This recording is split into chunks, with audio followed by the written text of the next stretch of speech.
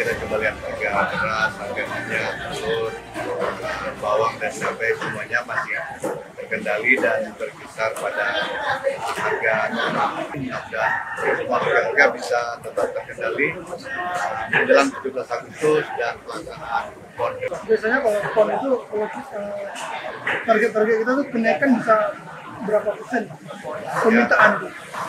Ya, permintaan pasti banyak. Kita prediksi ada 25.000 pengunjung, artinya 10% dari jumlah penduduk Banda Aceh yang akan datang dalam waktu 1 bulan. Pasti konsumsi akan meningkat dan ada sedikit kenaikan harga itu sudah pasti ya, pasti akan kenaikan karena tingginya permintaan.